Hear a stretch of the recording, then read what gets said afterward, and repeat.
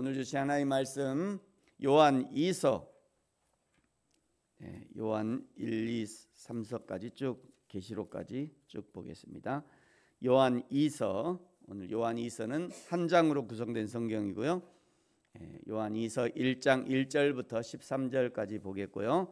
지금 읽는 것은 1절, 2절, 3절 세 구절만 같이 읽겠습니다. 우리 1절, 2절, 3절 같이 읽습니다. 시작.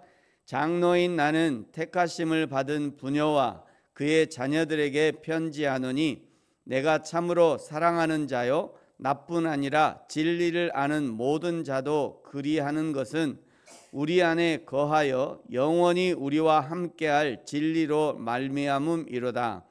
은혜와 긍휼과 평강이 하나님 아버지와 아버지의 아들 예수 그리스도께로부터 진리와 사랑 가운데서 우리와 함께 있으리라. 아멘.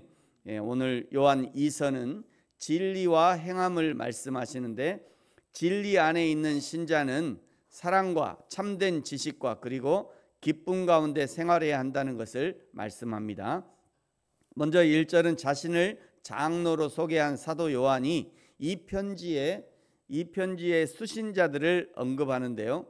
먼저 1절을 자기 자신을 장로다 이렇게 표현한 사도 요한이 이 편지의 수신자들을 언급합니다. 택하심을 받은 부녀와 그의 자녀들에게 편지한다 말씀하죠.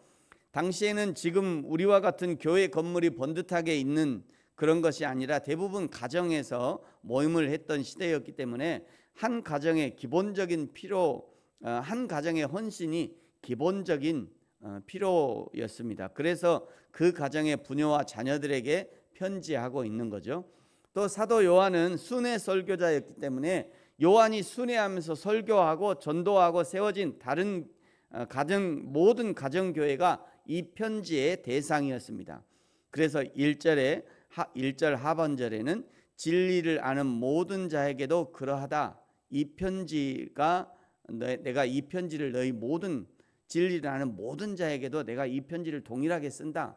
이 얘기는 요 집에도 이 편지를 가야 되고 그 다음에 또 다른 집에도 이 편지가 가야 되고 또 다른 집에도 이 편지가 가야 되기 때문에 지금 이 편지를 처음 받아 읽는 그 집만이 아니라 다른 집에도 내가 동일하게 너희들에게 인사한다, 이런 의미입니다. 이제 4절부터 11절까지가 사도 요한이 하고 싶은 본론의 말씀입니다. 4절에 아버지 하나님의 말씀대로 진리를 행하는 자를 보니 내가 심히 기쁘다. 목회자에게 가장 기쁜 것이 있다면 바로 이것일 겁니다. 성도들이 하나님의 진리의 말씀을 인정하고 그 진리의 말씀을 적용하려고 애쓰고 때로는 실패하기도 하고 때로는 넘어지기도 하지만, 그러나 하나님의 말씀이 진리인 줄 알고 인정하고 그 말씀대로 살아가려고 애쓰는 모습을 보는 것이 참으로 기쁜 일이죠. 그것이 하나님의 기쁨일 것입니다. 5절에 보시면요, 부녀여 내가 이제 내게 구하노니 서로 사랑하자. 이는 새 계명같이 내게 쓰는 것이 아니요 처음부터 우리가 가진 것이다. 서로 사랑하라는 것은 창조의 첫 시작부터 있었던 말씀이고 신앙의 첫 시작부터 있었던 말씀이라는 거죠. 이것이 그리스도인이 되는 순간부터 우리에게 주어진 의무이며 그리스도인들이 실행해야 될 계명인 것입니다. 하나님 사랑, 이웃 사랑이죠. 지금 사도 요한이 그것을 상기시키고 있는 거예요. 그러므로 저와 여러분은 단 한순간도 하나님 사랑, 이웃 사랑을 잊어버리거나 약화해서는 안 되는 것입니다. 하나님을 사랑하고 이웃을 사랑하면 사랑할수록 우리는 더욱 사랑으로 풍성한 삶을 살게 될 것입니다. 그런데 이런 풍성한 삶을 방해하는 자들이 있어요. 7절을 보십시오. 미혹하는 자가 세상에 많이 나왔나니 그리스도가 육체로 오심을 부인하는 자고 그가 곧 적그리스도다 라고 말씀하죠. 당시에 왕성하게 활동했던 영지주의 이단을 가리키는 겁니다. 영지주의자들의 주장의 핵심은 육체는 악하고 영은 선하다, 이거였습니다. 그럴듯하지 않습니까? 우리 육체가 얼마나 악하게 생각됩니까? 날마다 이 육체가 악을 행해 가니 이 육체만 아니어도 어떻게 살아보겠는데 이 육체가 계속 악을 행해 가니 육이 악하다고 하는 것입니다. 그래서 영적 활동만 선하다라고 주장하는 거예요. 그러면서 이런 악한 육체로 어떻게 그리스도께 오셨겠냐. 자기 자신을 보니까 너무 내 육체가 악해. 내 육체가 틈만 나면 막 엉뚱한 거 생각해. 틈만 나면 막 육체의 욕구에 시달려. 그러니 그 사람들이 생각한 거예요. 나를 봐도 이 육체가 이렇게 악한데 어떻게 이런 악한 육체에 그리스도께서 오시냐. 그 말이 안 된다. 이런 악한 육체로 어떻게 그리스도께 오셨냐.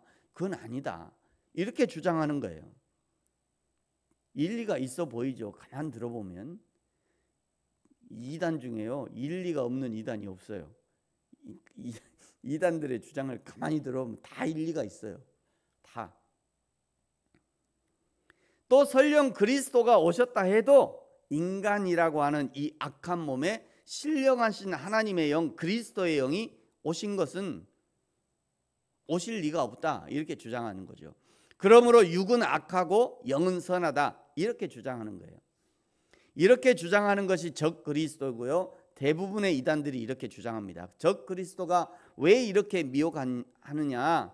하나님의 진리에서 떠나게 하기 위해서 미혹하는 거죠. 모든 사단의 유혹은 그때나 지금이나 다 비슷합니다. 우리의 신앙의 싸움은 늘 이것들과의 싸움이에요. 영적인 것, 성경을 읽고 기도하고 찬송하고 설교를 듣고 하나님을 배우는 것은 선한 일로 생각하지만, 그러나 집에서 자기 몸을 쉬어주고요, TV를 보고요, 영화를 보고 좋은 음식을 먹고 마음을 즐겁게 하고 뭐 좋은 음악을 듣고 뭔가 쉬고 있는 것은 죄악시예요. 근데 여러분 그렇지 않습니다.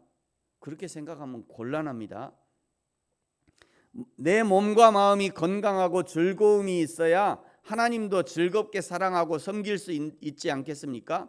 이런 부분에서도 분별이 필요하고 그리고 절제가 필요한 것입니다. 그래서 8절에 권면하는 거예요. 여러분 8절을 보십시오. 너희는 스스로 삼가 우리가 일한 것을 잃지 말고 오직 온전한 상을 받으라.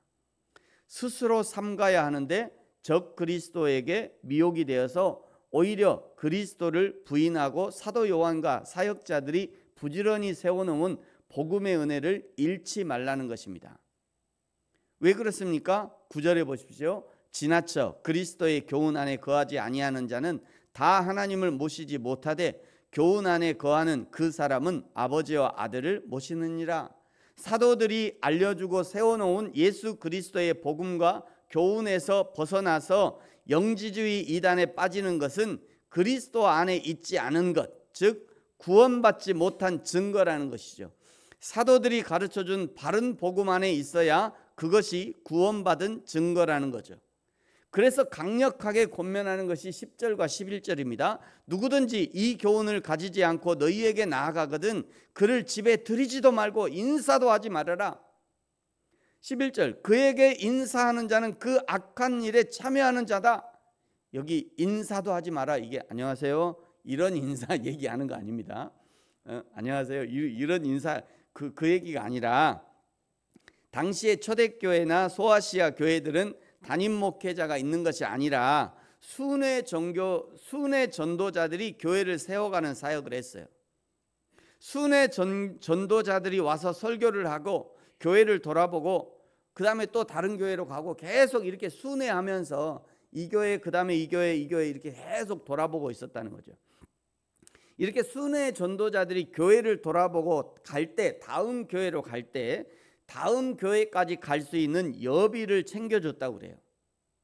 여기 인사도 하지 말라는 것은 이단에 속한 거짓 교사들이 왔을 때 다른 복음을 전하고 거짓 교사임이 드러나면 그들에게는 여비도 주지 말라, 이런 의미입니다.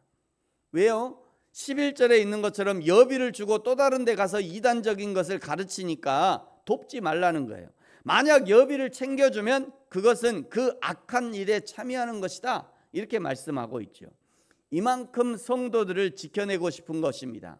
진리 아닌 것으로부터 성도를 지켜내고 싶은 것이죠.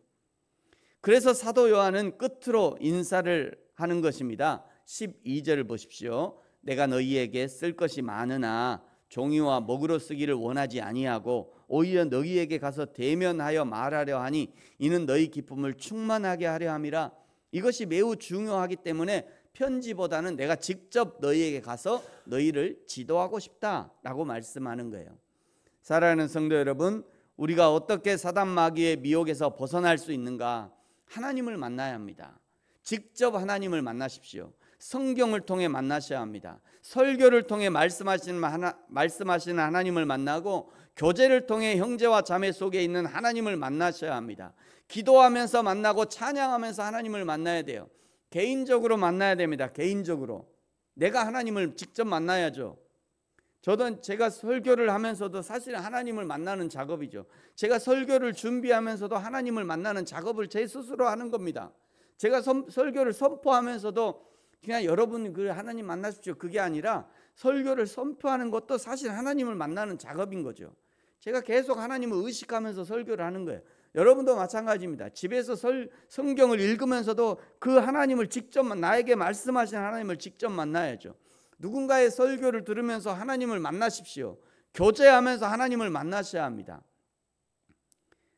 하나님과 나 사이에 뭔가 끼어들면 그때부터 문제가 생기는 거예요. 그때부터 반드시 왜곡됩니다. 왜곡되기 시작해요.